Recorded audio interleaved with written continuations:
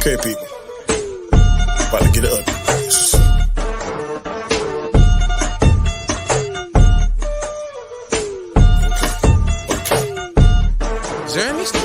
Come and chat is who I be. Monday nights at 9, come see what people are talking about. Show is fire, it's got a lot of clout. Critiquing movies is what I do. My favorite topic is the MCU. 6 questions, 10 minutes each. I try to break it down. I try to teach. To the people that's feeling the vibe, come check out the greatest show alive. So sit back, enjoy the show. And like the Joker says, and here we go. Monday nights, 9 p.m. Eastern Standard Time. The Chaotic Conversation. Don't miss it. Do not miss it. Peace.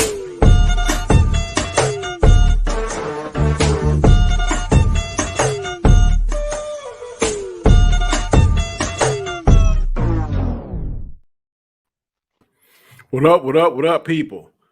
Welcome back. It is Monday night, 9 p.m. Eastern Standard Time. And before we get into deep to it, we want to introduce you our new intro for the Chaos Central. Myself, Chris, and Anzo composed Chaos Central. And here is our new intro. We're going to go ahead and debut it on the show. Check it out. Tell us what you think.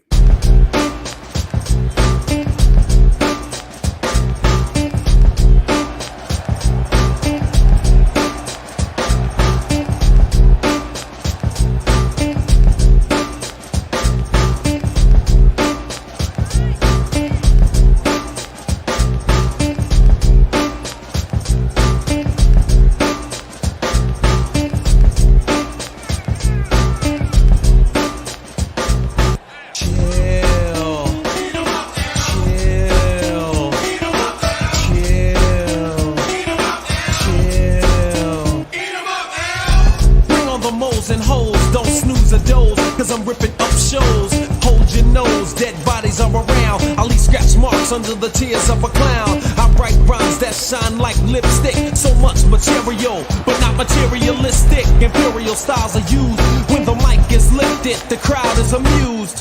Come with it if you feel you're full-fledged, or yell Geronimo and jump off the edge. Your END is near when I appear. The stage is yours, but wait until the smoke clears. Rhyme sayer, and I'm here to lay a load. So watch a player when he's playing in player mode. Uncle L's bad and you're soon to say, cause I rip the mic until the tune decay. Chill. Chill.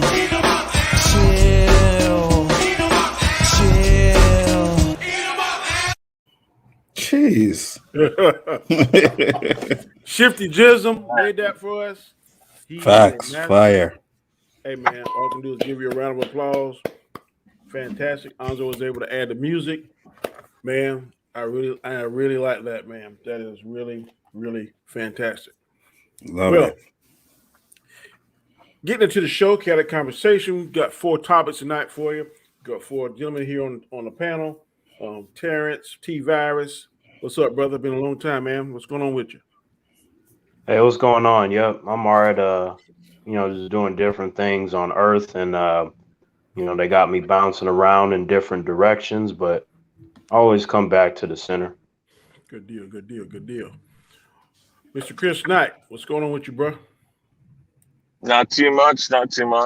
Just another day, another night, and looking forward to the topics.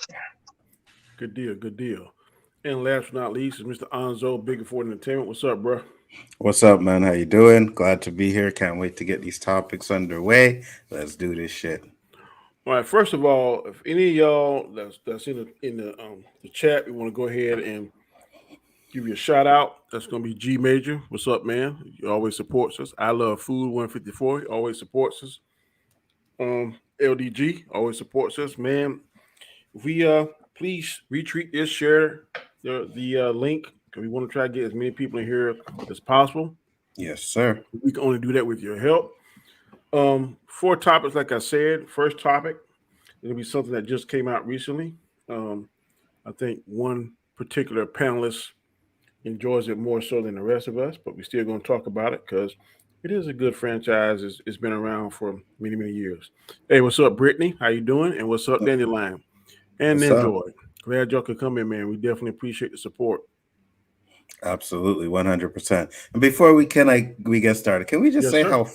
how fire the wall behind Danny looks right now? Hey, I am starting my man cave.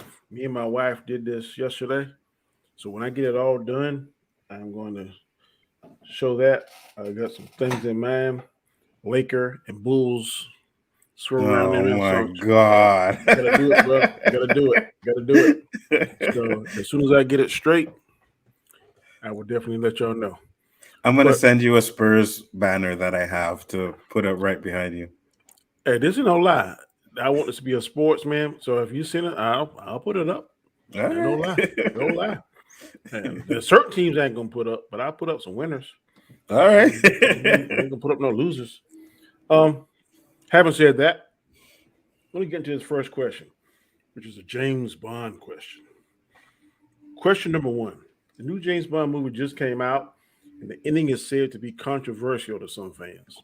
Do you think it's time for a reboot of this franchise, or are you happy with the current direction the franchise is going in now? Anybody want to talk about this? Please feel free, and we'll go around. All right. Well, first I want to say, because I'm glad you brought this topic up, because I'm watching some videos, Clownfish TV and that shit, and they're all upset with the ending. I won't spoil it because I spoiled it for Mindred already, and I apologize for that. So I won't spoil it for anybody else that hasn't seen it. But they're just complaining. And at the end of the day, this was Daniel Craig's last movie anyway, so they were gonna reboot it. And just because they reboot it, right, does not necessarily mean that, oh well, it's going to be a woman now, or it's going to be this or that, and even if they did, I personally wouldn't care. But that's the major complaint that some people are dealing with, and for me, I'm just like, listen, man, at the end of the day, this was the last one. He didn't even want to do this one, so why complain because of what happens at the end of the movie? It's just Let me ask a question. Mhm. All the different Bonds, are those reimaginings of Bond, or are those reboots? All the different Bonds start from Roger Moore all the way to who we have now. They're That's all a good question. connected in some way. This was the first time they actually went and rebooted. Connected the right, The only difference was that they Chris, go ahead. kept M throughout all the movies as they would change. Even if the Bond actor would change, M wouldn't. And Right. Judy stayed from Pierce Brosnan through him. Of course, died in the movies, and then they brought in Ralph Fiennes, and they always do some bit of soft reboot. And the character itself,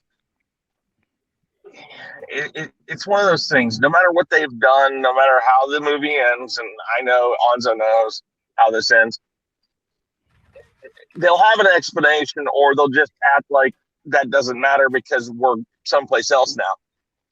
It's a character, so the timeline isn't as important, because what you can say in all of what's going on right now. And go ahead. Let me ask a secondary question.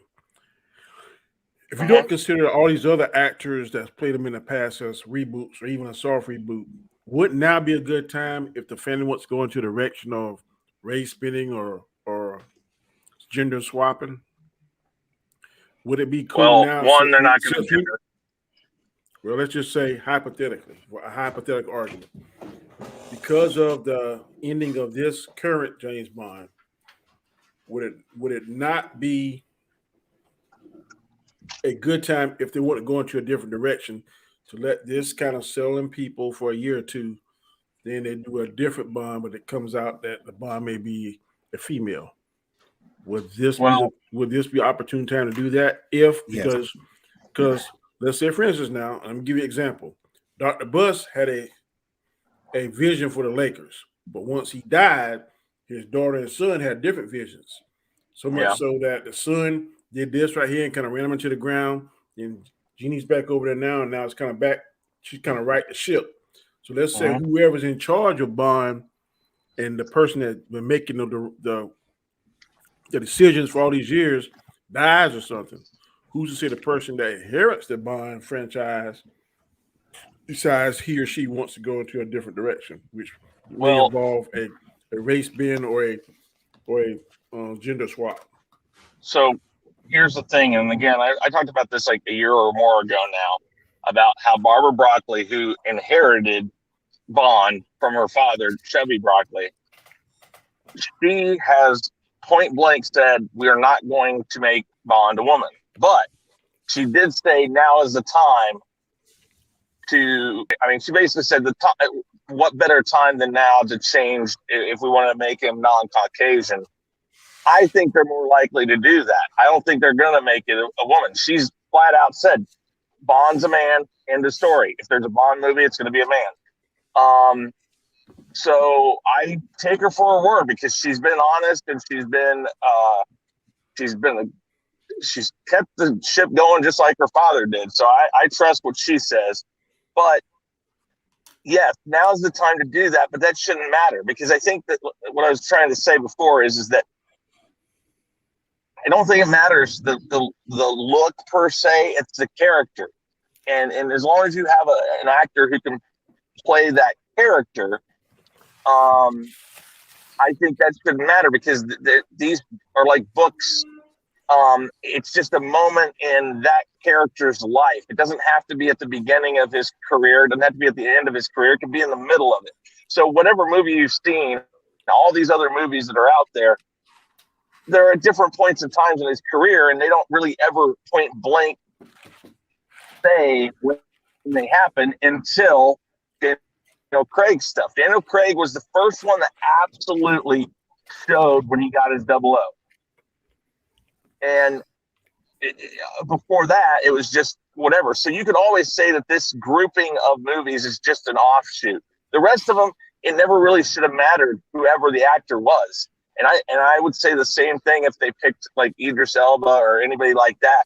I don't think it matters the skin color or anything. If the guy can play the part, I'll just buy into the fact that, hey, okay, fine, whatever. Because it's a movie. It's not reality. I'm watching the movie. I'm watching an actor play a character, and that there's no reason to believe, we've talked about this before, there's no reason to believe there isn't a black actor out there that can't play it, or an Arab actor or something like that. I mean, whatever they choose to do, I'm just going to watch the next movie when it does come out as a Bond movie. I'm not going to think it's a whole new Bond or anything like that. I'm going to watch it as a character playing in a movie, just a different actor.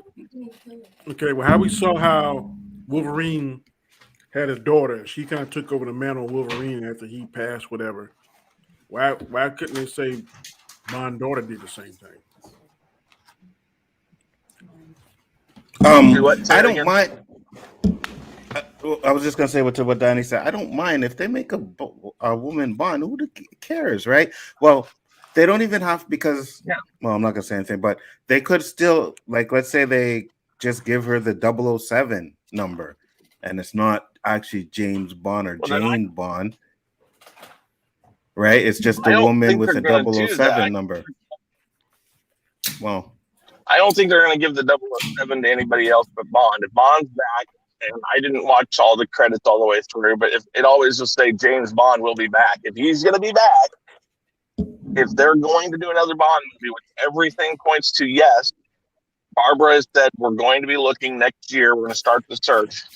If that's true, it's going to be a male, and it's going to be 007 because that's Bond's number. Now, I have heard strong rumors that this woman who's in this, that everybody thinks that they're trying to make Bond, is actually going to get her own spinoff series, and she will be a 00 agent for MI6 or MI5. I forget which it is. I think it's MI6. What makes you think they won't give her the 00 of 007?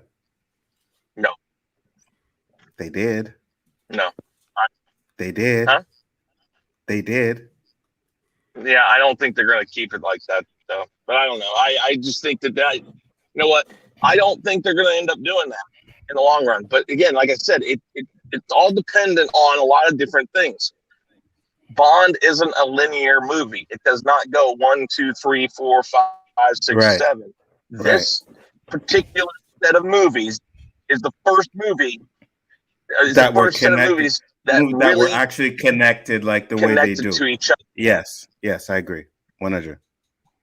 If they do that, if they go and they connect, the next 5 with a new actor, fine. Then that's an interesting, different way of doing it. And I'd be okay with that because I like the connection between those actors. But I agree. there's just we got another 3 before that happened, so we don't know No, what I they're agree going to do. with you. I agree with you 100. That I didn't mind these movies being connected, and if they go that route, I wouldn't mind them connecting the movies together. But let's just say this, because people like to complain a lot too. Remember when Roger Moore and Sean Connery, they were Bond at the same time, right? Those movies never really connected. I mean, the Roger Moore's connected with Roger Moore's, Sean Connery with Sean Connery, No. right? No. So what happened was, okay, so this is the story behind that. When they went and Moore got the job after Connery left, he said he never would do it again. I'm not going to be Bond. I'm done with Bond.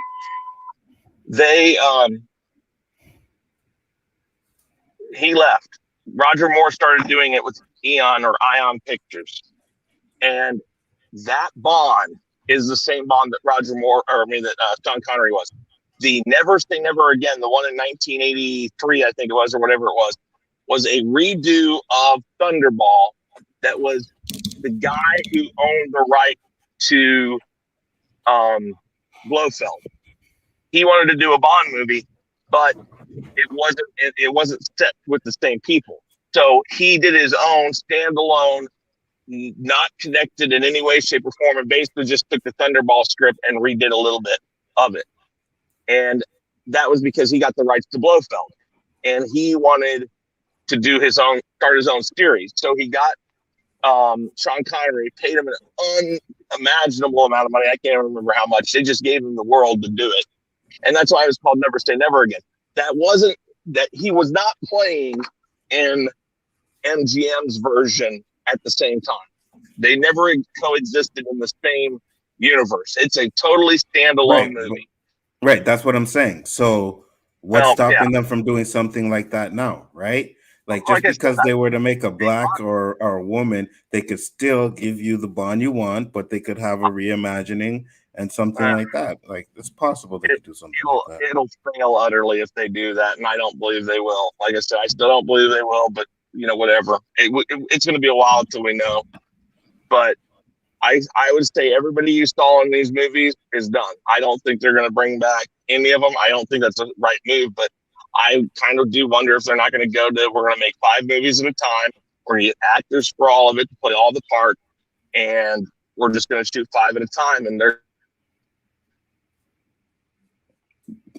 all right. Terrence, you've been quiet. What do you think? one of a number of groupings. They can go back and they can redo all the movies and pick which ones they want to put together. I mean, they kind of don't have any sort of thing stopping them from doing 5 movies at a time. These are all connected, but they're different. And then they'll start boxing them up in 5 at a time and say, Bond, the Skyfall series or whatever, they'll call it whatever. And truthfully, for the new home media world and all of that, and for streaming services, that's probably a better move. You can sell, hey, look, you don't like Roger Moore's Bond, but you like Daniel Craig. Look, we got these 5 packages for you. All right. I mean, so there's something to be said about that could work. I'm not positive about it, but maybe. I'll be right back, guys. All right, Terrence, what you got? Yeah, I'm gonna say a few things. Number one, I was fortunate enough to be invited to an early screening of No Time to Die, and I thoroughly enjoyed the movie. My concern about what they were going to do with Lashana Lynch's character and disrespecting James Bond, they didn't do that. So the way they handled her being 007 was fine by me. Yeah. I still didn't like or care about her character. I was there for Bond, but it didn't piss me off. So that's good. And in relation to the whole franchise, I feel like there's always more that you can do. And then number two, in terms of this now being the time to remake it and reboot it and all this stuff, I suppose it's a good time. But, me personally, I agree with Daniel Craig when he said that there should be better roles for women and black people. I agree wholeheartedly with that. I don't want to see that silliness, the stuff that they might do. I don't want to see that. But if they're going to do it, then I hope it's good. But if I'm going to watch James Bond, I want to see him. I want him to have the title of 007 because that's how the history has been. I would, to me, it would be better if they go with like a different 00 agent. Make them special and unique instead of just being some type of Well, hand-me-down role. let me use this for an example. On The Lion King, Scar was a different kind of lion than Mufasa was. Like in the wild, there are different kinds, like different manes and stuff. There's a different breed in it. They're lions, but they're different. There's a difference in them. And let's say for many, many years, the lions that looked like and what a breed of Mufasa was on top. And they dominated the pride. They got the best women, they got the food, they got the best life. But finally, one day, the lion that looks like Scar, or a lion that looks like Scar, or a lion from that breed that Scar was, is strong enough to overthrow, and then his lineage comes into play. If that's a natural part of evolution, then why would we be against that? And I'm going to translate that into what I'm going to say about the movies. For many, many years, it seems like the white actor and actress, male actor, has been at the top. But now there seems to be a transitioning to where blacks are getting their foot in the door, women are getting their foot in the door, and people are fighting that back. But that might be the natural form of evolution. And people are like, I don't want to see that. Well, just like seasons, you can't have summer the whole year. You can't have fall the whole year. You can't have. It's a different change. So why are we fighting so much? Because we done had this particular franchise for 25 years now. So why must it stay that one particular thing? Well, if somebody else could come in there and be just as good as the person that was doing it for 25 years.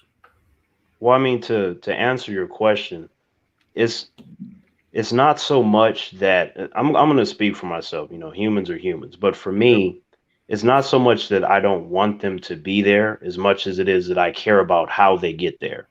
Like these actors and actresses, when they be capping and accepting these hand-me-down roles, they need to take a stand for something better. So like if I were in charge of the Bond franchise, right? And they're like, hey man, we need to have a black 007. I'm like, nah, it's a terrible idea. What we need to do is we need to create a new agent that's more badass than 007 and have it be a black guy. That's what we need to do. So that way, when humans think about that character, it's only about that character, not how, oh yeah, this is the black Bond or the black this and the black that. So I always care about how it's done, because if you're like, you want more black characters, I feel you on that. I just don't want certain types of black characters. I hear what you're saying. And in a perfect world, that would make sense. But we don't live in a perfect world. We live in a very unfair world. So in some instances, and I'm just saying this metaphorically, if you get a crumb, you got to take that crumb, or there's a saying, I just need to get my foot in the door. Just get your foot in the door. Once you get your foot in the door, then you can go in there and maybe make those changes. Just kind of like how Spike Lee did. When Spike Lee movies first came out, man, he was like a joke. And nobody wanted to, man, nobody doing that. But then when he got his foot in the door and started making quality movies and stuff, then he started making all kind of movies, kind of like Tyler Perry. When Tyler Perry first got in there, they were like, man, but then Tyler Perry done got his foot in the door. He done damn open up, making room and shit. He got more shows on TV than the networks, the Netflix damn near. Every year I'm seeing another different Tyler Perry movie. I'm just using that as an example that if we don't have the writers doing the writing stuff and the creators at the base to make these black superheroes or whatever part you want to play, give it an opportunity to play the part that's already established, and we knock it out of the park.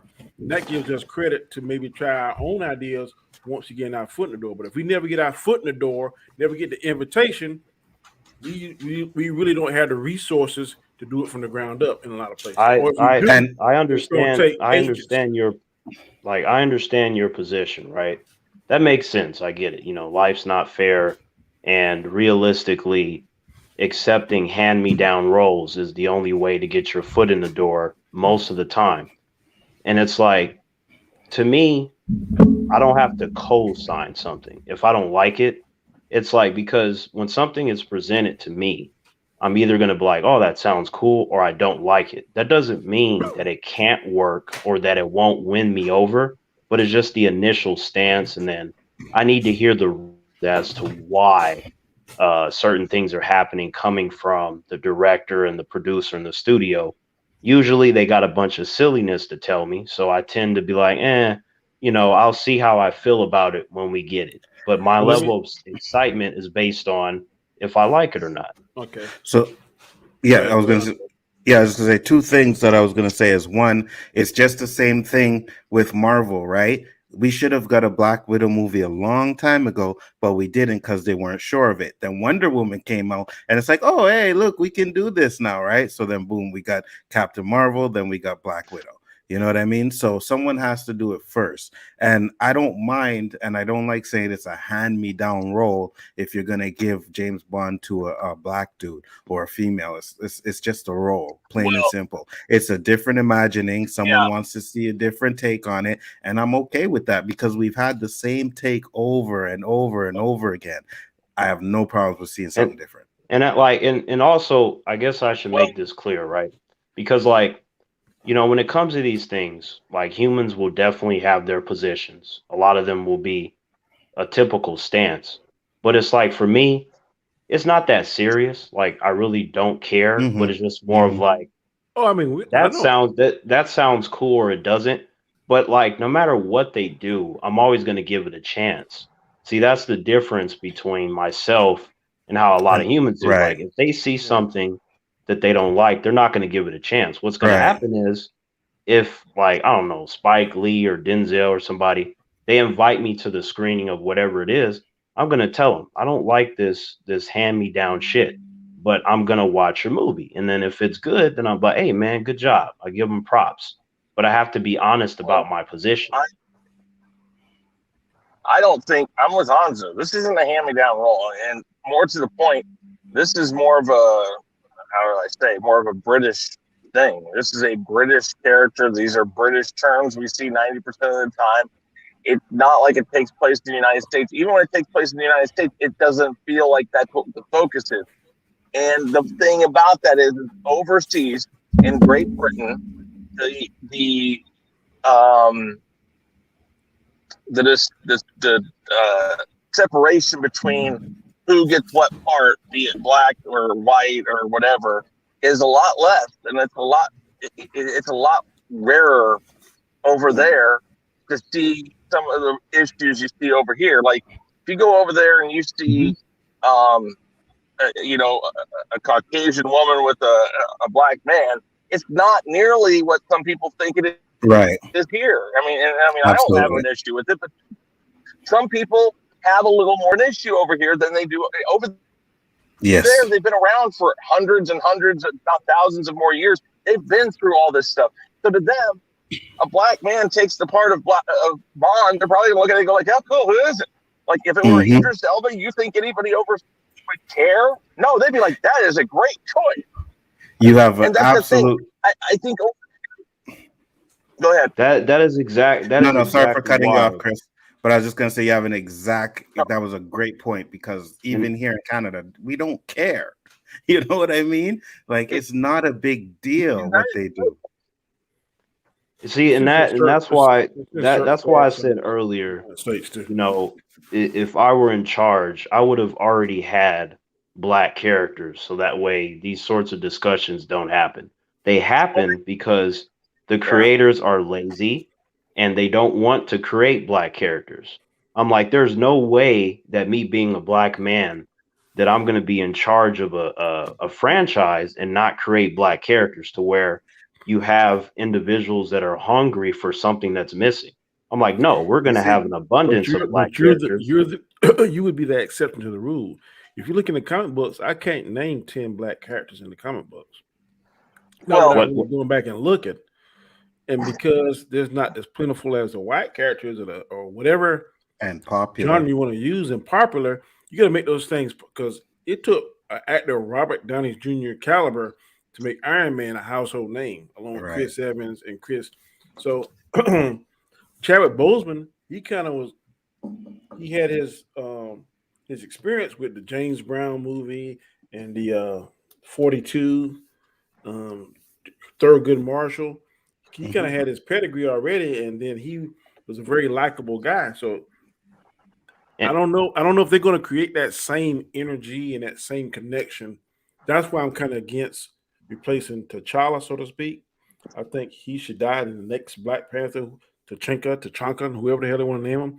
That's what I would want to see. I just think that just my opinion, I don't think the Black Panther should never die. But I think that particular king, just like his father before him, died in the explosion. He died on a mission, and T'Challa is dead. The next king, whoever you want to name him, should take over. That's just how I feel because I will never be able to see another person playing T'Challa. Right. And there's nothing wrong with that. But my thing is like the characters can't get popular if you don't use them. Those arguments are like you have to look at the details. Like most comic book characters, like outside of like Batman, Superman, and Hulk, you have to make good shows and movies about them to gain popularity. If you don't use them, you can't. Like Guardians of the Galaxy are one of the many comic book characters that nobody gave a fuck about unless you were into Marvel, but they had to use them first. So the problem is that if you decide to use a character or a group of characters and you make a bad product, then of course. But if you make something good, then humans will want to see more of it. And it's really hard to like assess. Again, I agree with you. In a perfect world, what you're saying makes completely sense. But some of these movies get shot down. Black movies, Chinese movies, whatever race other than Caucasian get shot down even before they even see the light of day. Who's in that? No. Did you guys ever hear of the? Bro, Sorry, go ahead, Chris. You first. I was going to say, did you guys ever hear that? And I think they made the movie, and of course they didn't do this, but there was a discussion about making a Harriet Tubman movie, and I'll have to go back and double check this to just take making a white woman doing it. Yeah, they talked about letting Julia Roberts play Harriet Tubman. Yeah. The people on the freaking board to go like, "Whoa, wait a minute, what? Are you?" It's like, so you got to think this is. I am in total agreement with the fact, but the thing is Danny's got a point. Unfortunately, that is the way things are right now, for better or for worse, right or wrong. That's not what we're talking about here. It's the only way to start showing America, because I'm going to flat out call it an American problem more than anything, because really that is where the problem comes. Right. It's not, it's not like you go over to China, they make their own movies. What I've seen over there, they'll put white people in it. Doesn't matter. Here, it's a problem, I think. No, China ain't putting no black people in it. Well, they do some. I know, but my issue here is until you show the world that a black actor can step into a role like Bond. Right. You're not right. There are actors that can do it. Yes. And when that happens, people will open their eyes a little more and go like, oh, okay, maybe we can do this with another character. Because to me, being a Bond fan, I could care less who's in that part as long as they can carry the part. The key of this all is that you should never pick an actor because of the way they look. You should pick it because they can do a part. And if it's a black actor, if it's an Arab actor, I don't care. If they can play the part and they can play the part true to who the character is, that's what they should do. Facts. And it's like I said. It's like I said. If it works, that's fine. I want it to work because I want to enjoy whatever movie or show that I watch. But I'm a very logical thinker and I don't put emotions into it. But again, I need to understand the reasons as to why they're doing it. And usually it is bullshit and they're not going to explain it to you in a logical manner. And I know it's bullshit most of the time. So for me, I'm either going to tell you that I'm in favor of something or I'm against it. But either way, whether I'm in favor of it or not, then I still want it to do well if it's good. But we all know that Hollywood does not care about any of that shit that's being said. They only care about making money. So they will Right. definitely use a black man or a black woman or someone from the LGBTQ plus community if they believe wholeheartedly that it's going to make them money. So when I put myself in that position, I'm just like, well, of course I would do things differently, but that's because I care about the idea of fairness. These Hollywood elitists don't give a fuck about none of that shit. So let me give Well, you None. and Well, just to one point, Danny, if you guys remember, right, the Cosby Show, when that was first pitched, Hollywood was like, nobody wants to see a black family, you know, the father's a doctor, the mother's a lawyer, and stuff like that doing well. That was one of the biggest things that they said when Cosby was first trying to pitch his show. And then when the show came out, it was a hit, right? So Hollywood still thinks that. Hollywood, hands down, still thinks, well, you know, we can make this movie, but do anybody really want to see a black person do this or a black movie like this? Will it be profitable? And that's the issue. So what we got to do is we got to get these IPs that are going to make money regardless, kill that role, and then they'll be like, oh, look, oh, black people want to see black people in these kind of roles. Let's make more black people movies. You know what I mean? I When think I that when okay, when All right, hold, when hold, people. We've been on this first question for 40 minutes. We got to wrap this up. So, all right. Last thing. So thoughts. so when I was a kid, like when I was going to acting studios and stuff, they present you with a lot of questions like, what are you trying to do? What is your goal? What kind of roles are you willing to play? Are you willing to play any roles? Even when I was a kid, I said, I'm not willing to play any roles, but there are roles that I'm open to based upon interest. So I feel like me as I am now, almost 33, some of that sentiment is still there. But, you know, they also tell you that if you're going to get your foot in the door, it would be foolish to turn something down. And I Right. was like, you know, I thought about that. I'm like, you know what? That's true. But I just would have that face palming moment if they put like a script on my desk and this one of them like this used to be a white character. I'd be like, well, damn, what am I to So do here? So let me ask you this. Would you prefer, and sorry, Danny, just one more question, but would you prefer them give you a script of someone that was supposed to be a white character, or would you prefer them give you a script where you're a pimp or a drug dealer or something like that? What would you prefer?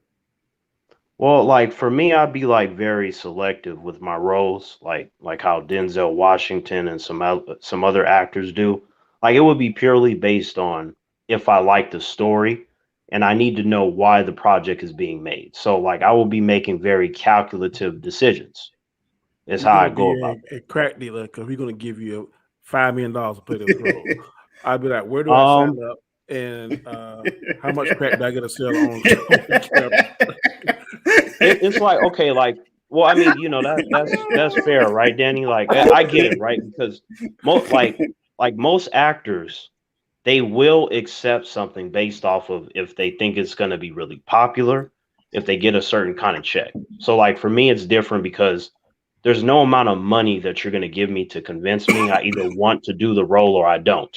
If I say no, it doesn't matter. But if I say yeah, honestly, I'm willing to work for free. Like if Denzel or Quentin Tarantino or whoever I like, they were to show up and be like, Terrence, we want you to play this, and I hear it and I read it and it sounds good, they're gonna be like, how much you want? I'm like, I'm just happy to be a part of this. I'd do it for free. That's You're how a I am. madman. You're a madman. Okay. Well, yeah. Most humans will say that, but to me, All right. I feel like passion is more important for me than money. That's why I express it in that way. Like most humans ain't gonna understand that, but that's just how I feel about it. I got you. Chris, go ahead. Real quick. yeah, just really quick. Terrence brought the LGBTQ plus thing up, and I think that's the problem right there. It's like if it fits an agenda, we'll put this in, and hey, look, add in the ethnic side of things, bonus point. But that, and he said the exact thing. They think it's going to bring money. Stop worrying about the money. Look at the quality of the actor. You got Denzel Washington. Absolutely. You got Samuel Absolutely. Jackson. You I got agree. stuff. You got great actors within. We'll just go with the black community, but you got great actors in the black community that can do these parts. We don't need to worry about what we're pandering to. Start with what you got. You've got great black actors who can play parts. Get them out there and get them hitting those parts out of the park, which they've done in the past. Equalizer, big race swap. Damn, they came on last night. Fuck. Yeah. Listen, nobody questions it now. Unless you're somebody our age, a lot of people don't even remember the 80s TV series. Right. And the thing is now everybody hears Equalizer and they're going to mention two names, and those two names are Denzel Washington and Queen Latifah. And they're they're completely different race than the guy who started the part. But nobody thinks about it. Why? Because you got two people who kicked it out, knocked it out of the park, who are doing a great job with it. That's all that matters. Stop worrying about pandering right now. Facts. You will get time. I can't speak on Queen Latifah knocking it out of the park because I stopped watching that after like 5 minutes. It's really not bad. No. I'm not saying it's bad. Like I watched it for like 5 minutes. It's not for me. But like with Denzel though, with the movie, specifically the first one, not the second one, I'm like, this shit is good. Denzel has a certain pedigree. When you see Denzel Washington name on any movie, you automatically know, man, this shit here gonna be good. Kind of like when you saw Bruce Lee, you said, "Oh shit, whatever fight scene Bruce Lee gonna be in, this shit gonna be fire."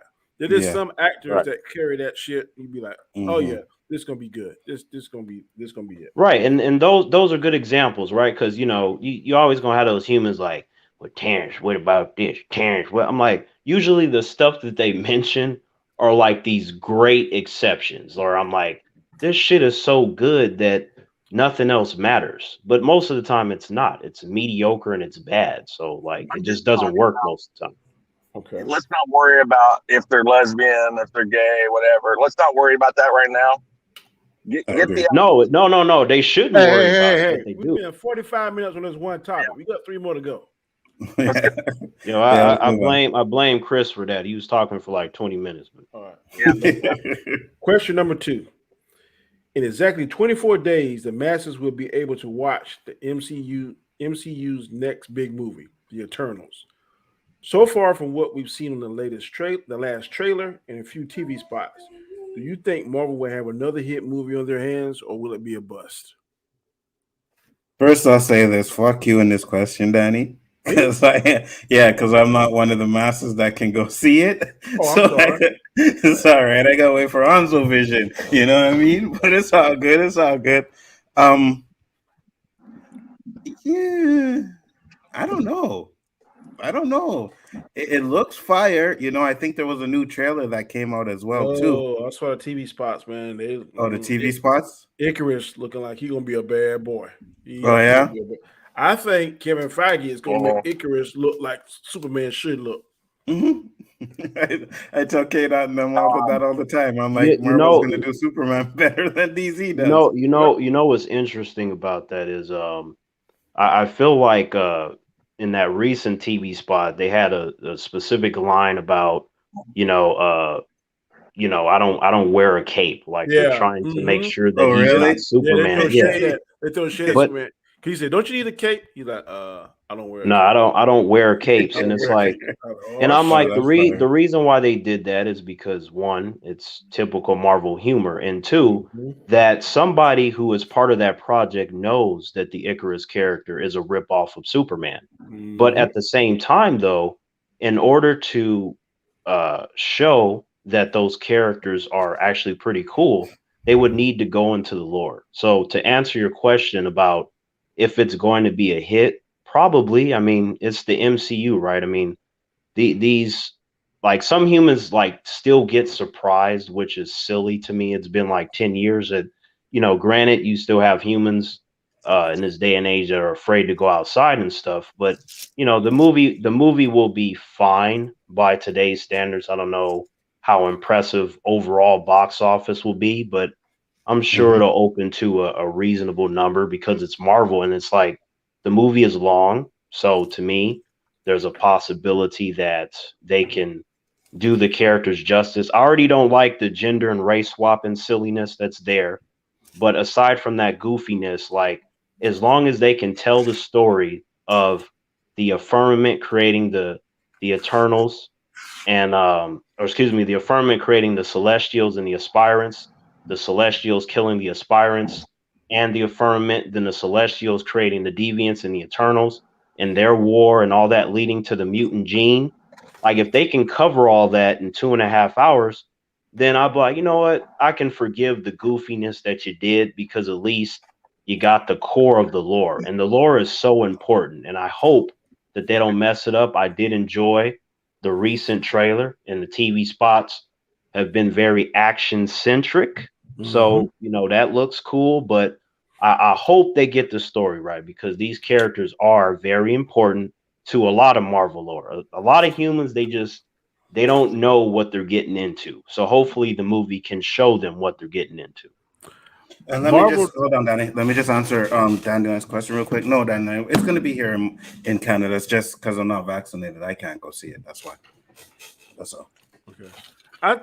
It's not often that I think MCU does a misstep, but I think they actually did a misstep in scheduling because I would have got it closer to Thanksgiving because a lot of people search that Thanksgiving weekend because you're gonna get your belly full on Thursday. There'll be nothing to do Friday, Saturday, Sunday because you're gonna watch the football game Thursday.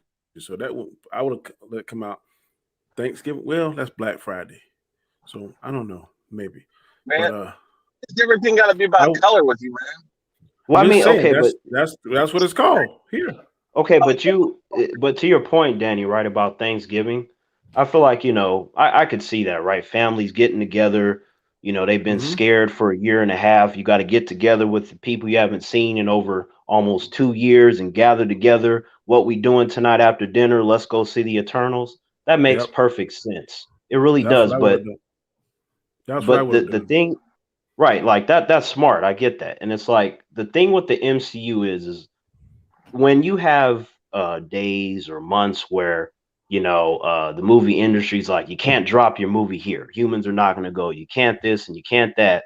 They're one of the few franchises where I think, based off of what I have seen performance wise, you know, since Iron Man 1, is that you can drop the movies anywhere and I think they're going to do what they're going to do because you have the fans, the core fans that love the MCU, and then you got the individuals where they're not fans, but they may turn up for that particular movie because for whatever reason that intrigues them in the way that the other ones have it. They're gonna have to get more aggressive, I think, as it get closer to November 5th with their ads, their TV ads, because that's what really makes me.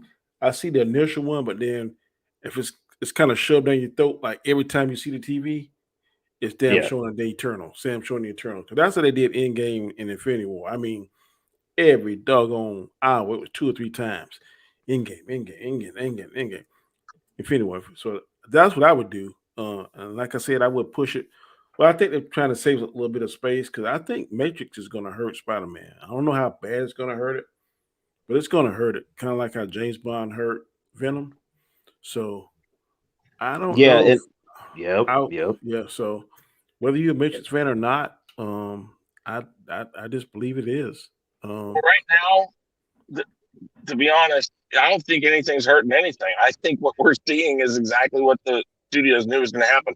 We've got too many damn movies that normally are spaced 3 months apart or are all out on the same weekend so everybody can go see them and those numbers are good for everybody. Now you're doing it like every other week. There's another big movie. So the movie before that was big is knocked out. Why? Well, because we're done with that one. We got it. We're on to the next one because we've been waiting for these damn movies for a year and a half. I mean, that's literally what I think. But to Danny's point though, they are hurting each other. If I put out my movie and then somebody else puts out theirs 3 weeks and it's like, you know, this movie made 80 million. That could have been my fucking money. If that shit wasn't there, that could have been my money.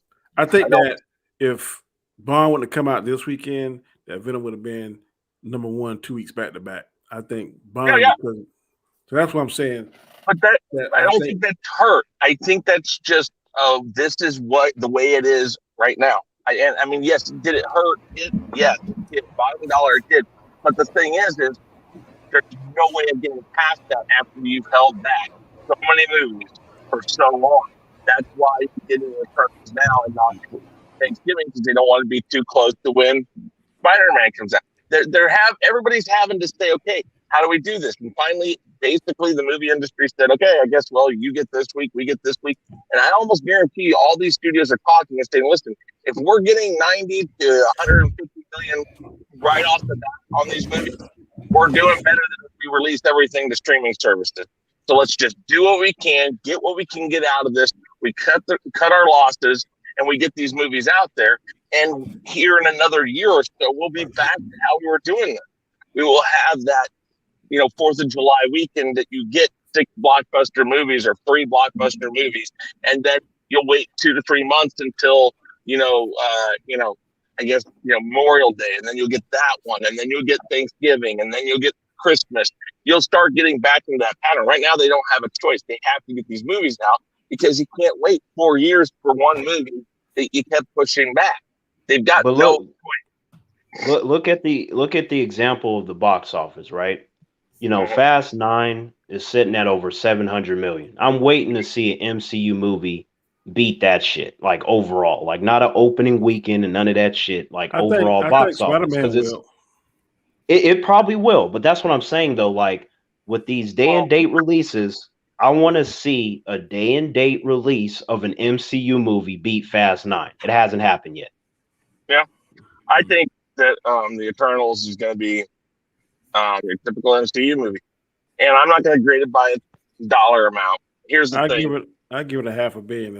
That's what I'm anticipating. Well, $500 million worldwide. Here's the thing with like Black Widow, it felt like your mid to lower tier MCU movie. It wasn't the worst MCU movie, but it's not the best. They do this. This is how it is. And Black Widow, as much as she's loved, the timing, as we've all said before, was wrong. And she's not the top line character. She's not a top line character. She has always been a secondary character to the other main characters. And so the timing was wrong, all that. So I think that was kind of the reasoning for why it didn't do as well as it should have. I don't want to make excuses because if Dominic Toretto and his family can get past 700 million, I want to see the MCU. Marvel should be able to do it. Yeah. Listen, Fast 9, they put a Fiero on a rocket and shoot it into space. Come on, people. Fast 9 is stupid, ridiculous, but people don't give a shit. They just go and watch those movies. Okay. My point. Look. I'm not talking about the quality of the movie. That's a different discussion. I'm talking about how much money it made.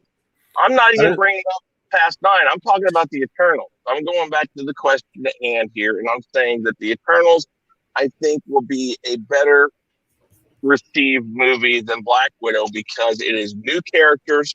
People are wanting to see this because it moves the current phase 5 or phase 4 forward.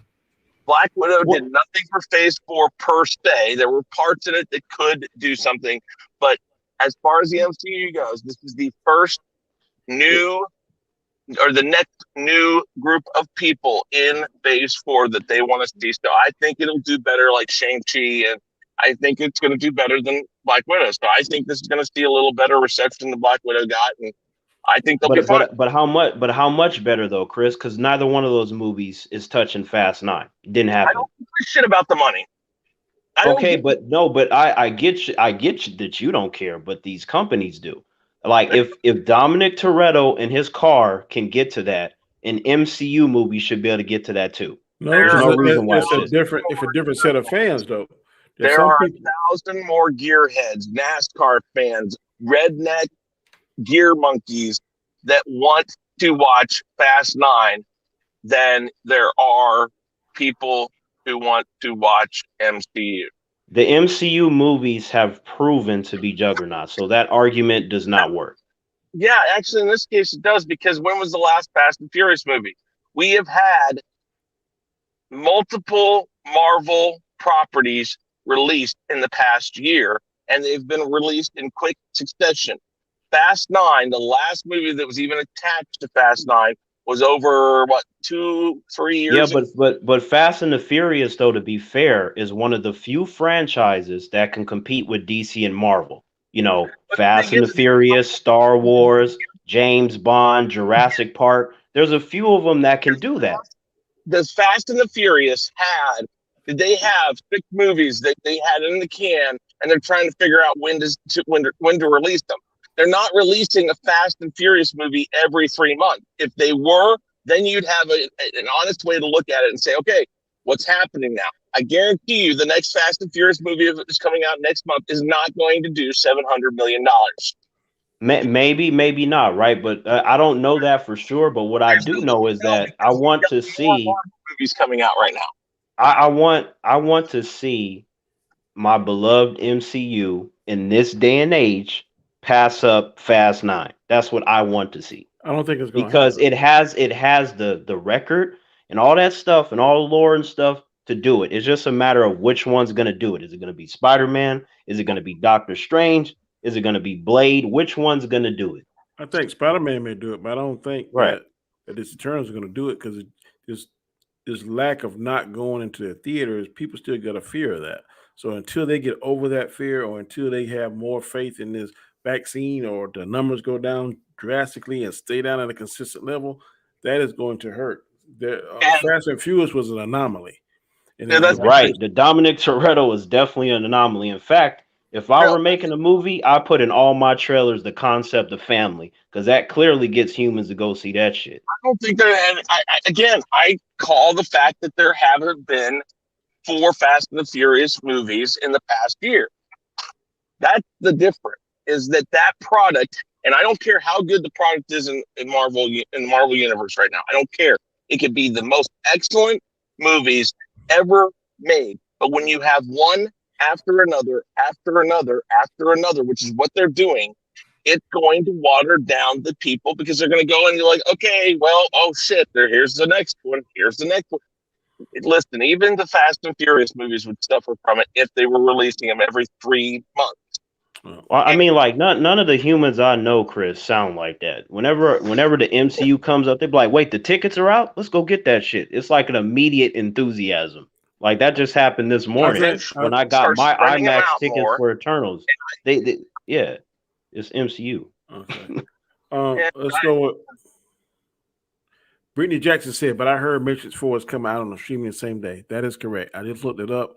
It's going to be on HBO Max the same day it comes out. So. Okay. Yeah, I ain't underestimating Keanu Reeves. Like his fans, like you never know when something huge is going to happen. So you know. So what's your take on it, Anzo? You're muted. You're muted, Anzo. Yeah, my bad. Yeah, Matrix 4 is coming out the same time. I don't think it's going to have any effect because people are going to watch it at home. So it's not going to make as much money as it should.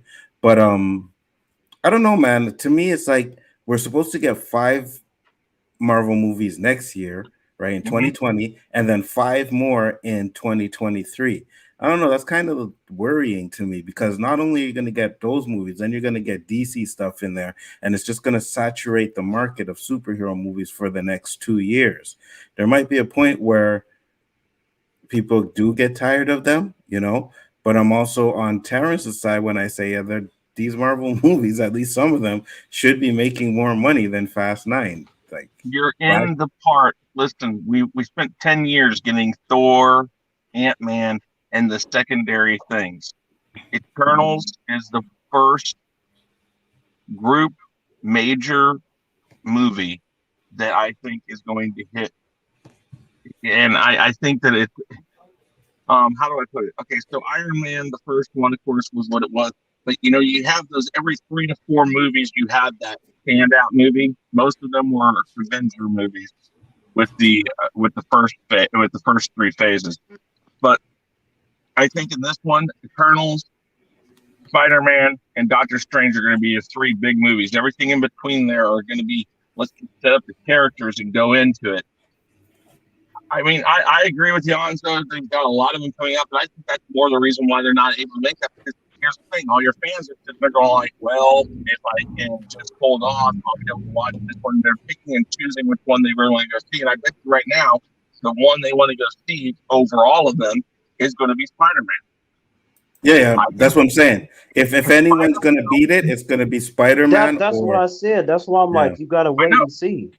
Well, and that is right. You do have to wait and see. But if Spider-Man only does 500 million, then you can start talking about saturation. I just think a lot of this though is more saturation and people saying, I'm not as much wanting to go see that because you think Black Widow's out on Disney Plus. Shang-Chi will be out in another like 20 some odd days on Disney Plus, and it won't be extra money. Like every 45 days, they're going to have these out there. So some people are thinking, I don't want to spend my money on that in the theater. I'm waiting for Spider-Man, so I'm going to wait till it comes to Disney Plus. That's the other thing. Again, the streaming service thing is throwing a whole other wrench into this. We don't know those numbers. We're not accounting for those numbers right now. This is a whole different time right now, and it won't be until about 2 years from now where we can look back and actually look, okay, so what exactly happened and how much did these movies actually make? It's going to be a lot of different things they're going to have to course through because you're dealing with subscriber numbers, not actual ticket numbers. You're dealing with, how long was it out there? How do we want to divvy up these products? Like if we go by views, if Shang-Chi when it comes out is seen, let's go stupid number, 300 million times. Okay, let's say it gets that. So how much percentage of our money from subscribers are we going to give to Shang-Chi because it got watched 300 million times? Those are what they're going to have to figure out. Nobody has those numbers yet. It's the same problem they got right now with Justice League. A lot of people are blaming Warner Brothers from hiding those numbers. I don't think they have a clue right now the full scope of those numbers. I feel you. Question number 3. Hey, like I said, this MCU movie better pass up Fast 9. I'm serious about that. Well, you might be disappointed because I don't know if that's going to happen or not. But anyway, question number 3. If you were given creative control and the position of Kevin Feige, but at Warner Brothers, what direction and what movies would you greenlight to be more to make the company more competitive with the MCU? First off, I would have. Okay, so here's what I would have done, right? And I'm going off of what they've done already. So with the Zack Snyder stuff, I would have kind of kept the same kind of tone. I know a lot of people didn't like Zack Snyder stuff. Would have changed it, but I would have had a flashpoint where I would have changed the universe, but kept the character. So I would have kept Henry Cavill as Superman. I would have kept Ben Affleck as Batman, Gal Gadot, Jason Momoa, even Cyborg. I would have kept them. I would have kept them all. I would have just rebooted it in a way to where people will like it or stuff like that. But I would have done it like that. I would have had a Justice League 2 movie or some stuff. I would have actually let Snyder finish his arc, right? So I'd have given him a Justice League 2, and then I guess if he has the 3, Justice League 3, and at the end of Justice League 3, I'd make sure to let him know that this is where Flash goes back and creates Flashpoint. That way we can soft reboot everything from there and then go in a direction that's more acceptable to the fans. That's what I would have done. Well, I think I would do much the same thing, but I think Flashpoint was already going to come up in Zack Snyder's plan. Zack Snyder's, I mean, like him, hate him, whatever you want. I think that I would sit there and say, okay, no, we're going to go back. We're going to let Zack Snyder finish up this vision. And I'm going to say, you got this many movies to do whatever you're planning on doing. Get with Peg, what's her name that's doing Wonder Woman? Get with her. Patty Jenkins. Okay, Patty Jenkins. Thank you. Get with her. Get with the people doing Aquaman. I want you to integrate these movies with it. We're going to do Shazam. We're going to get a Shazam 2. We're going to get these Black Adam movies out. I'm going to let this plan play out. That was why Marvel's worked. Feige has a plan. Listen, if you got a plan, show it to me. I'm not going to get involved unless I see something that's horribly bad. The only one of these movies that went horribly wrong was Justice League, and that's because they got their hands all in it. If Zack Snyder had said, "Listen, give me a year, and I'll come back to this. Let's just push it off." Which again, look at what we've done now. We're used to that. I think things would have been fine, but they just got their hands into it. The first thing is have a plan, and when you have that plan, stick to that plan. And that plan was Zack Snyder. I like that plan. I stick with that plan. I might say, listen, let's lighten up Superman and Man of Steel 2. Let's get him a little happier because he's not this dark, brooding character. You want to make a dark, brooding character? Talk to Ben Affleck. Let him write his movie. Let him get out there, and you can direct it. I would have done a standalone Batman movie. I would have done that to help bolster a Justice League movie. I would not have killed Superman as early. I would not have done Batman versus Superman as early, but I would have talked with Zack Snyder about how we could have fixed that part of it. That was the worst thing he did, was just jump right to that, killed him off right away. But I think he knew he had a limited amount of time. So keep Zack Snyder, just work with Zack Snyder to hear what he has in mind and kind of work on tweaking it a little bit. But work with your creative people. Don't fight them. And that's the problem Warner Brothers has. They fight and push every step of the way, and they want their hands into it. So I think they were doing a good job. I just would have tweaked some things to not rush it as quick as it was rushed. What I would do if I was doing it, I would do a flashpoint. I would go back 10 years before Darkseid come, and then I would, before we see Justice League, I would do a Man of Steel 2. I would tell Patty Jenkins that Wonder Woman 84, that shit is going to be disappear, and do a better Wonder Woman 2. I would do Aquaman 2. Then I would do like a World's Finest between Batman and Superman. And then I would do, then I would build up to the Justice League. I would even maybe do that Cyborg movie, like Anzo said, and introduce all of them. Then I would even throw in from the CW, I would go in and create that Green Lantern. So we would have the main 6 characters: Green Lantern, Cyborg, Flash, Superman, Wonder Woman, and Batman. Then that's when I would do the Justice League, Zack Snyder's Justice League. And then I would do some more movies in between there, maybe a standalone Batman, maybe another Aquaman or something. And then I would have Justice League 2, where we see Darkseid. I mean, like, he's just coming at him full strength. So they have the power to go back and I'm sorry, Mr. Patton, Robert Patton, your Batman will not exist. Or I would say, look, your Batman going to exist, but it's going to exist over there with the Joker. I want you to go and highlight I Love Food's comment that was up just a little ways right here that says, after the new Batman movie comes out, people are going to go Snyder who?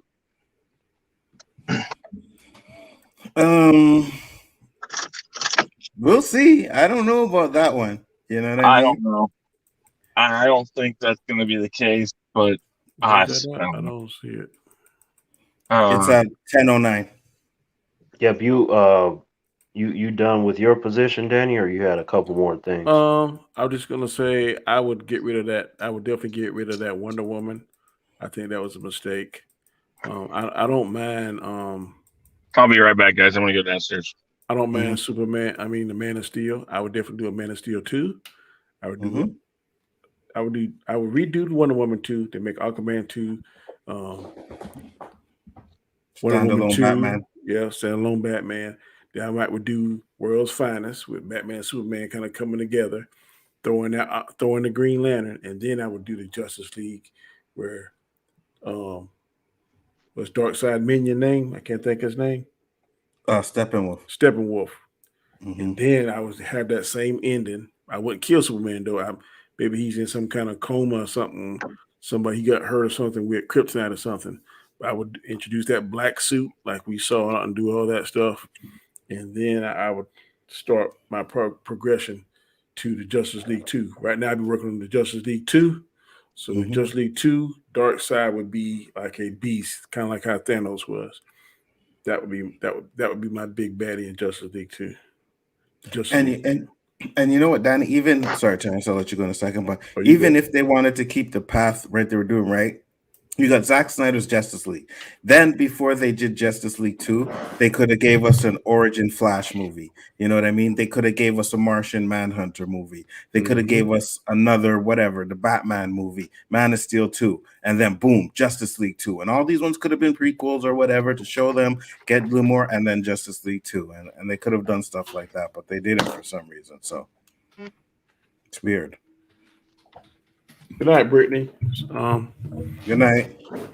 So, for me, so if they're bringing me on board, I would just scrap everything. I wanna start with my own vision, which means that I want to oversee everything, including the casting. I don't want nothing to slip by me. Like, not only would I want to be a Kevin Feige is how you got to phrase it nowadays. I would want to do even more than that because I have enough knowledge to know how all this stuff can go. I've had many different visions about it, and they'd be like, okay, so what are we going to start with? I'm like, we're either going to start with a JSA movie or a Justice League movie. I would prefer to start with a JSA movie so I can build up the entire history in the span of give me about 10 years. And then in between that time, we'd have maybe about 5 Justice League movies. So I want to flesh it out, and like no disrespect into the established OGs of superheroes like Superman and Batman and Wonder Woman. All of them will be respected. Throw Flash in there. These are the pinnacles of superheroes. A lot of stories and things come from these characters and rip-offs and spin-offs and all kinds of stuff. So I'm like, respect needs to be put back on the characters, not just on shows, but in the movies themselves. Ones where, humans will go out of the way for. It takes a lot of time to watch shows, but, you can do a 2-hour movie and then they could wait a little while to get another one. But I would want to just redo the whole ship, the whole planet. Because I think that while I like a lot of the stuff that's there, and I think there's a lot of greatness within it, I know a lot of humans won't admit to that because they're biased. But while there's greatness in there, there's too much of the other stuff that's bad that humans focus on, and they ignore the great stuff. And that's the problem, because they will look for that specifically. So I'm like, no, I would want to course correct everything. I think that's important. And the big wigs at the company, they will be tickled to know that someone that's coming in that position not only loves the characters, but the lore. And I would just tell them, like, look, we DC, we got the characters and the stories. Let me remind everybody why DC is the GOAT, and let me show you. And I'm going to make sure that everything is on point, from the writing to the casting. These humans are going to feel like these characters stepped off the comic book panel. We're going to make them more accurate than the MCU too. So that's how I go about it. Sounds good. All right. Final question of the night. Oh, Lord, this is going to be a doozy. Was the series that Marvel put on Disney Plus called What If? Was it a disappointment to you personally, or were you satisfied with the total product? I'll go first. It'll be quick. I was satisfied with it. Not every episode was great, but I liked it. I was a big What If fan when I was growing up, so the TV series did exactly what I was expecting it to do, and they did a little bit more by connecting these episodes, which I'm absolutely. I'm glad they did that. I really am. It gives me something to look forward to the second season. So don't forget about all of it. Don't forget about what they did this season and make a whole new, different, whatever. I'm gonna be real quick too on it. I too was satisfied. My grade last time when I was on the show on the round table was a B plus. There were a couple of the reason I didn't give it an A because there were just a couple episodes I didn't care for. I wasn't a fan of the zombies.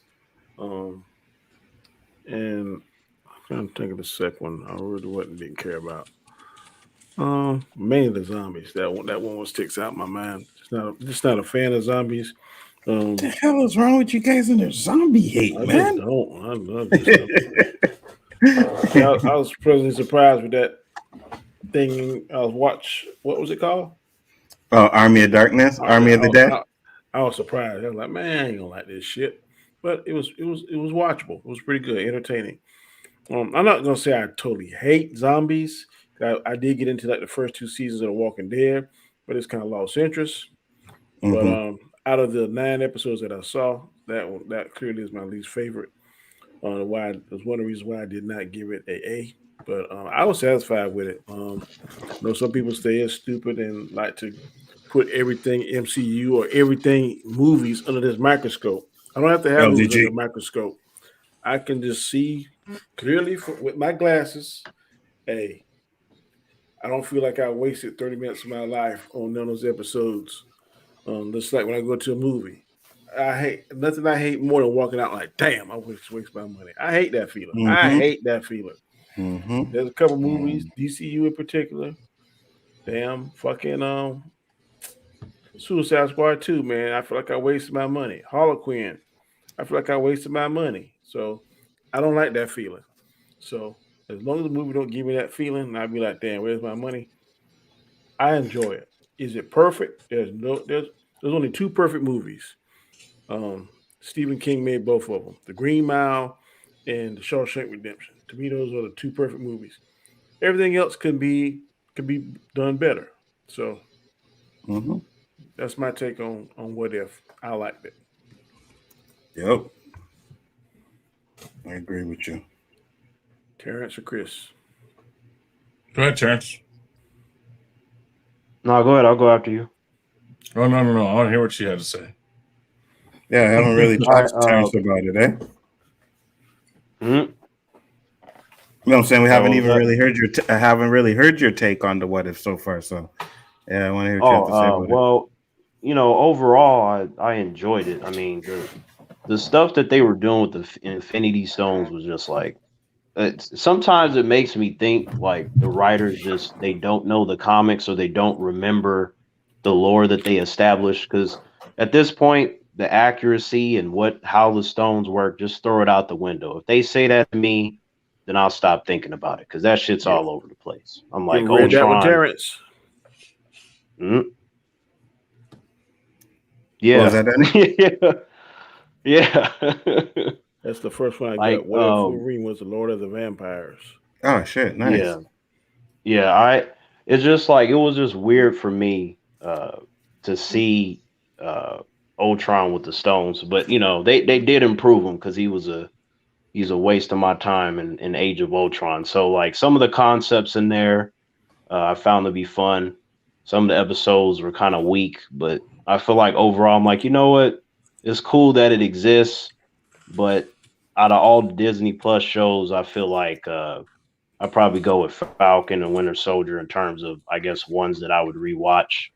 I would have preferred if What If was live action, but I feel like it works better if you take out rules and things that you like and throw it in the trash. Then I feel like the show will work brilliantly, because the more you think about it, it's going to give you a headache. So I did my best to turn off my brain and understand that they're not going to be constant with how they do the rules of these things, especially in relation to the multiverse. And I'm like, all right, give me a season 2. I'll see what you do. I'm intrigued. I didn't see a single episode where it angered me or nothing like that. I was just like, this is fine. Kick the feet up and popcorn and glass of lemonade with the 4 ice cubes. And I was like, I'm fine with it, but the interesting thing though is not a single episode, even the one that I liked the most, which was, I want to say it was a tie between Doctor Strange 1 and what was the other one that I had?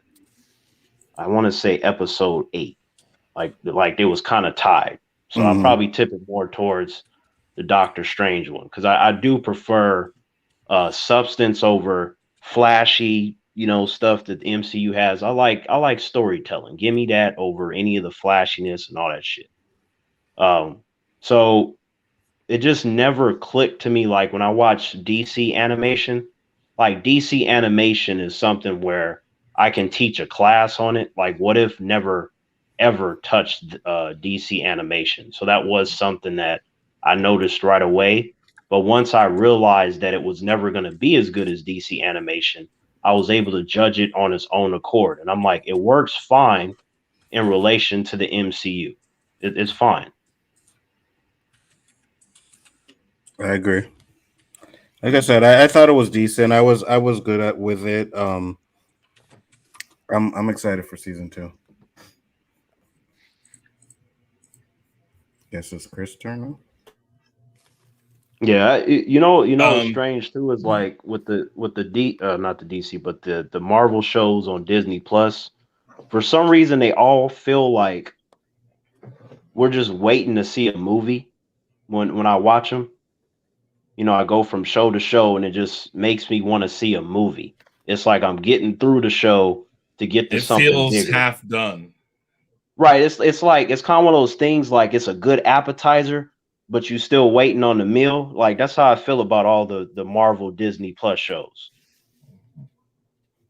Mm-hmm. It wasn't a disappointment, but it wasn't satisfying either. I think they took a lot of missteps. There were some good things. 30 minutes of my time I will never get back was the Thor episode and the T'Challa Star-Lord episode. So I'm sorry. Yeah, no, there's an hour of my life, along with many things that I have watched in the past, that is now missing because of those things. I got to ask you, Chris, why didn't you like the Thor one? Because I've been hearing different things about the Thor one. There's no character growth. If he's an only child, that means Odin only focuses on training and preparing him as king. He doesn't have two kids to separate. In the original aspect of Thor, Loki was the more cunning, perhaps smarter. Thor was the muscle, the war, maybe strategic, better strategy. So when he was a party animal and stuff in Thor, it kind of works out. What this is saying is that you take Loki out of the equation as being in Asgard with him growing up, that Thor actually becomes more of a waste of space. Because why? I mean, it makes no sense to me. Odin has only Thor. He focuses everything on Thor. I'm going to teach him everything I know, how to be a king, how to be this, how to be that.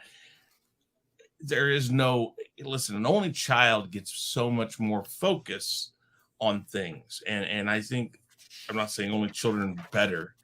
I'm just stating that they think that they get a more attentive focus on helping them to become, in this case, a king, what he would be, what he's supposed to become. So he stays the same character and doesn't change. And even when I just was wondering your thoughts, man, because I want him to have character growth. He had no character growth. There was like literally from point A to point B in that whole episode, nothing about him changed. Yeah, no, I get you. Like I enjoyed it, but I was just like, why is this shit so fucking goofy? Like they turned my boy Thor into a joke. First he was fat, now he's just he don't even know his own name. Like he's just dumb as fuck. I'm like, why'd they do that to Thor? He's a fucking idiot. Like so while it was entertaining, I wish like he was more serious and shit like in the comics. Like when in Marvel comics, when Thor shows up, like motherfuckers are supposed to be trembling, not laughing at him because he's so fucking goofy. But I think I said it also. These are all like half done. It's like I need more. It's like they don't understand the idea of putting things to a series. And What If was the one that should have been the easiest to do it. And then they connected them. I didn't want the connection. They don't need to be connected. do one-offs and only one-offs. And I know if you want to do Guardians of the Multiverse, fine, I guess that's fine. I didn't want it. It came about. It wasn't horrible the way they ended it, but there was a lot of continuity errors. They're not focusing on, if we're going to have connected stories, which they obviously decided they were going to do, they needed to have a better focus of continuity. We brought it up. The arrow is still in play after she's already shot the arrow, or after they already shot the arrow. You know, just things like that. It's like so blatantly obvious some of the oversight they had. Wait a minute. Hold up. Danny Anza, what was your favorite episode? The Doctor Strange and number 8. Yeah, me too. Okay. Doctor Strange. So we got the same favorites. That's interesting. The Marvel, the zombie one was okay until you started looking at the oversight. Fuck that. I like the zombie one. Well, I didn't say I like the zombie one too. It's like every time something happened, they got one of these writers that's like, we got to make it goofy. I'm like, stop doing that shit. Yeah. Stop fucking that shit up by doing that. Like the audience, you know, most of them are adults anyway that be going to see these movies and they bring their kids along. But I'm like, we're not 5. You don't have to do that. We know somebody got cut in half. You ain't got to make a joke every 2 seconds. Why? Well, I think that's just the formula they use, and they think and it's been successful, and they want that chuckle. So I mean, it's okay. Right. I mean, it's fine, right? Because you always got those humans like, what, you don't want to laugh and have a good time? I'm like, look, bitch, sometimes in life, the storytelling don't need to have a million jokes in it. That's all I'm saying. Because the prime example is Venom 2. I thought the jokes were well placed, more so than they were in Venom 1. Venom 1, it got a little goofy, like in him dropping the lobster tank and do a lot of that crazy stuff. The second version, to me, just seemed like the jokes were hitting better. I don't know whether because they had a better director. I think Andy Serkis is a much better director than the first one. And of course, Woody Harrelson is a better actor that kind of complements Tom Hardy. Mm-hmm. So I just thought that it was much better for us, the jokes and stuff. And they're trying to do a little MCU magic in there and stuff. So yeah, Venom 2 is better than the first one because of Carnage. Like, to me, the Eddie Brock and Venom stuff is trash. I'm like, I don't know what that's supposed to be, but that is so far from the characters that it hurts my heart. Yeah, but we always, and I'm always going to say this, I don't think we're going to see the Venom that we're accustomed to seeing until they connect Spider-Man's world to Venom's world. And I think that for whatever reason, Venom is going to, because you see when he saw Peter Parker on the end scene, he's like, oh, that guy. He wants to bond with him. And then once he bonds with Spider-Man and he's going to go back with Eddie, then that's when we're going to see the iconic white spider on his back and his chest. Then I think that's when we're going to actually see the Lethal Protector. Right now, that is kind of whetting the appetite with it. Lethal Protector at the end and stuff. But once he bonds with Spider-Man and gets that emblem, and goes back to Eddie, then I think that's when we're going to see the Lethal Protector. Right. It's kind of like what the humans call asshole backwards. I'm like, you should have did it right the first time around. I'm like, I don't want the multiverse to become a place where they're, making excuses for terrible material. I'm like, that's not how you're supposed to use the multiverse, foreplay, bro. You look at it as foreplay. I see what you're saying, but I feel like they're using it as a cover. That's what I'm seeing. Until I see, I need to see what they do with Doctor Strange and even Spider-Man, because it's just like what they did with the Mandarin, right? And then psych, them was jokes. We were just fooling y'all, but here's the real deal. I'm like, you should have did it right the first time. But see, they do it in a smart way where they make it seem like that was their plan the whole time. I'm like, no, it wasn't. You fucked up, and now you're covering it up. I ain't stupid. But. All right, we've been on 1 hour and 30 minutes, 90 minutes. Fantastic topics. I really got into them. Really enjoyed it. Before we get off, we're going to go around the panel. I'm going to let Chris go first. He said you get to jump off.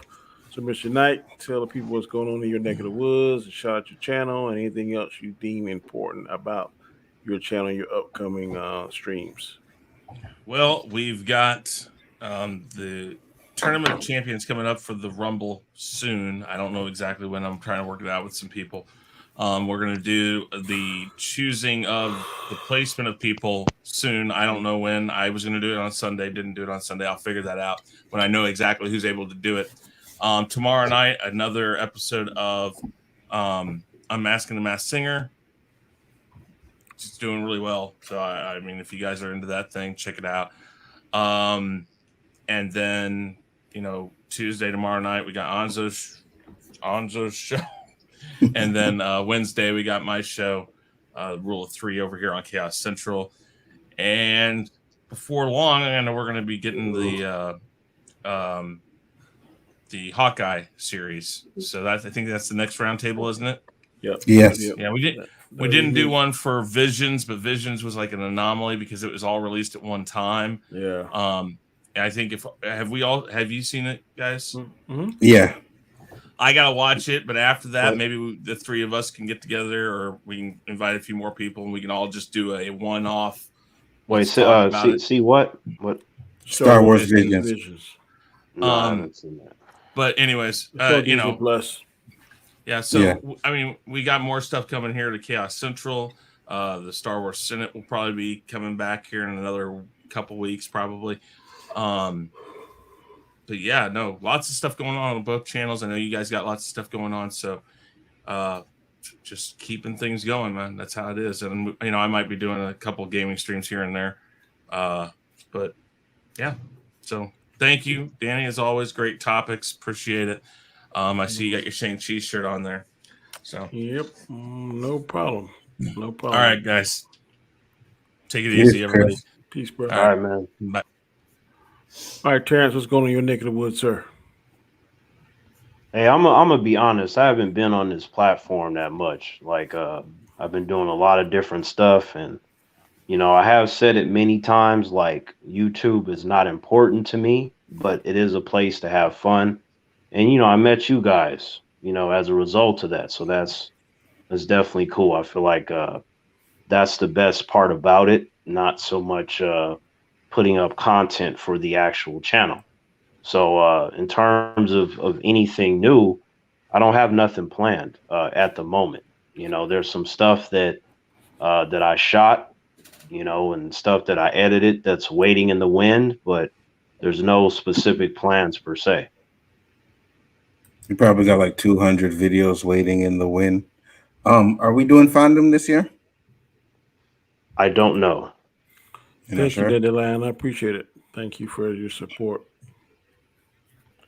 But yeah, I'm not sure, Anzo. Like, I'll get back to you on that. But like, but yeah, no, I just I wanted to be honest about that, because when you disappear from YouTube, man, like what happened? It was like, oh well, here I am. No, like but for me, I feel like I don't think about it that much because I had a habit of like posting a trillion videos anyway. And, humans, they find them and they comment on old shit too. So I'm just like, I feel like there's enough to where I can disappear, quote unquote, for a long time and it'll be fine. And then if it's not, then it's not. Like, I feel like, again, the relationships that I established on the platform is much more important to me than like, oh my God, I got to do this video or this stream or whatever. Like, it's just not that important to me like that. I feel you. Anzo, what's going on in your world, sir? Yeah, guys, man, Bigger Ford Entertainment. Tomorrow night, the Chaos List, and Wednesday we also have OOC. I will be doing the verses between Big Daddy Kane and KRS-One in 2 weeks. That's for sure. I'm not missing that one. That is. Wait, what's happening with Big Daddy Kane and KRS-One? They're doing a versus battle. Oh damn! I haven't heard those names in so long, Anzo. That's crazy. Exactly. Last one was fire, man. With Locks, Jada Kiss and Fat Joe. Ja Rule and Fat Joe. Yeah.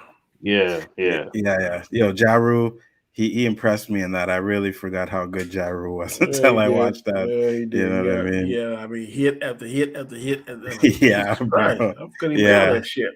You know what I mean? I was like, oh man, I forgot about that. And then I'm like, yo, Ja Rule's And Fat Joe said it. He's like, "Yo, nobody Shit, wants the to battle last Ja Rule." time that I see me some Ja Rule Anzo, like, man, the last time that I see me some Ja Rule, man, he was with Steven Seagal. That's the last thing. Exactly. So Yeah. that's what's going on, guys. Make sure you stay tuned. You know what I mean? I think I'll have some fire topics for tomorrow as well. But great show, Danny, man. Topics for fire today. Thank you, thank you. And I am Danny Graham, aka Comment Chat. This is my channel. Well, this is my show on the channel, Chaos Central channel. Chaotic Conversation. Like I said, I try to get four topics, mainly dealing with MCU, MCU, DCU, any particular movie that's hot at a particular moment. It happened to be Bond, which seems to be a hot button for some people. I am glad and thankful for everyone that was in the chat. We appreciate it. It's going to go quickly. Jax Laud, Dandelion Fluff, always. I Love Food, 154. Tony Robinson, Brittany Jackson. Saw LDG earlier. Austinator. Who else do we see in here? Means of Destruction. Thank you. David Cortana, he always comes in. Thank you. The Android was there. Shit, Android. Yo, and we can't do this without I you guys. I want to thank somebody. Go ahead. Yeah, I want to thank two individuals, and that's you have Danny and Anzo. You have you guys like I feel like you guys have I haven't been what do the humans call it? Very consistent and stuff in terms of our panels. So, I feel like I want to thank you guys for putting up with that, because y'all could have been like, man, fuck Terrence, like so like No, I'm just saying, like, I know what I do, what I don't do. Facts. I know, but that don't but I want you guys to know that, and I feel like you do, but I wanted to do it on air and stuff. You know what I mean? Like that's important. We appreciate it, bro. Absolutely, 100%. You're always gonna be part of the crew, brother. Mm-hmm. Not McDonald's, Danny, really. It's done gone, bro. I just think what's left for the damn drink. That's my weakness. Now I'm gonna be looking at Uber Eats and shit. Be like, the food has been consumed, buddy, at the beginning of the show. And we want to thank all y'all for joining us. And if you didn't see the intro at the beginning, Shifty Jism did his thing. I'm gonna go out not with the normal intro, but I'm gonna go out with what he made for me, Anzo, and Chris. I love it. Anzo did the music to it. So until next Monday, take it easy and peace.